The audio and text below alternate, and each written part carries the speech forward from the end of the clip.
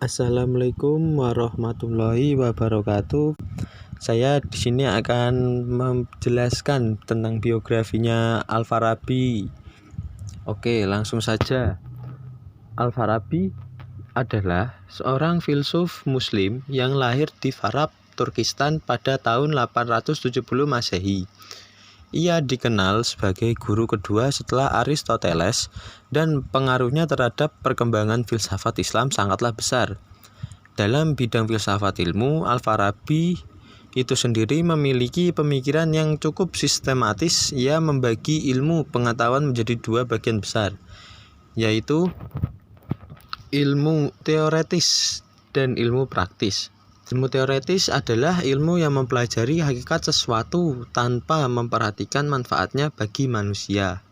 Ilmu teoretis dibagi lagi menjadi 3 bagian. Yang pertama, metafisika. Metafisika yaitu ilmu yang mempelajari hakikat wujud yang ada. Dan yang kedua, logika. Logika yaitu ilmu yang mempelajari cara berpikir yang benar.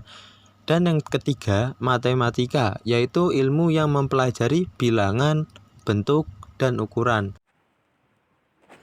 Ilmu praktis adalah ilmu yang mempelajari cara-cara untuk mencapai tujuan tertentu.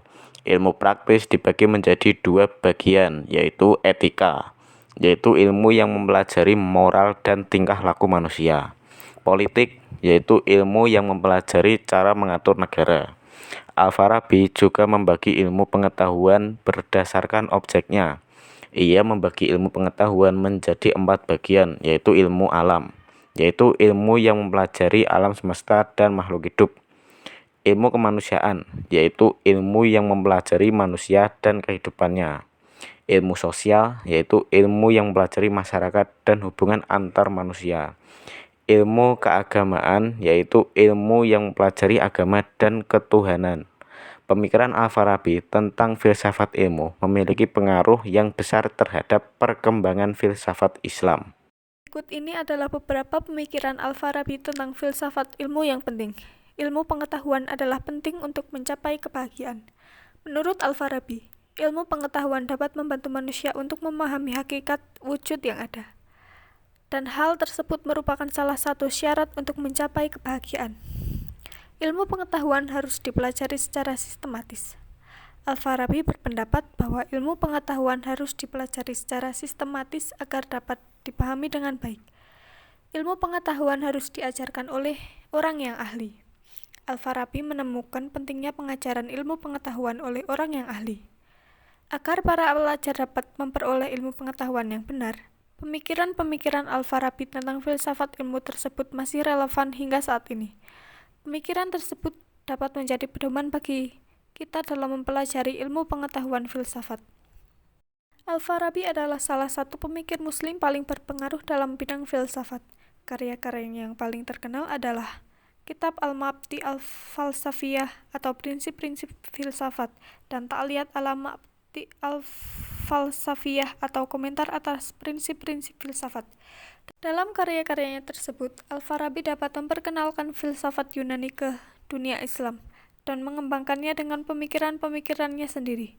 Pengaruh Al-Farabi dalam bidang filsafat dapat dilihat dari berbagai karya filsuf muslim setelahnya, seperti Ibnu Sina, Ibnu Rushd, dan Averroes.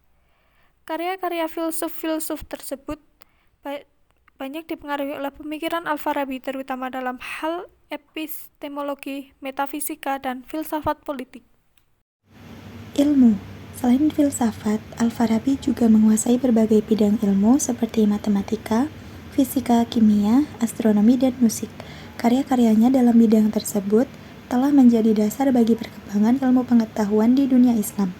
Pengaruh Al-Farabi dalam bidang ilmu dapat dilihat dari berbagai karya ilmuwan muslim setelahnya, seperti Ibnu Sina, Ibnu Rushd, dan Nasir al-Din Tusi.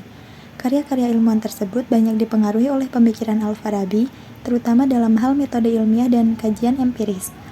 Pendidikan. Al-Farabi juga menekankan pentingnya pendidikan dalam pencapaian kebahagiaan manusia. Ia berpendapat bahwa pendidikan haruslah universal dan dapat diakses oleh semua orang tanpa memandang kelas sosial atau gender. Pengaruh Al-Farabi dalam bidang pendidikan dapat dilihat dari berbagai lembaga pendidikan di dunia Islam, seperti madrasah dan universitas.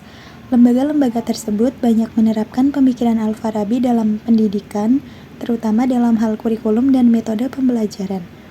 Pengaruh Al-Farabi terhadap peradaban tidak hanya terbatas pada dunia Islam, tetapi juga pada dunia Barat.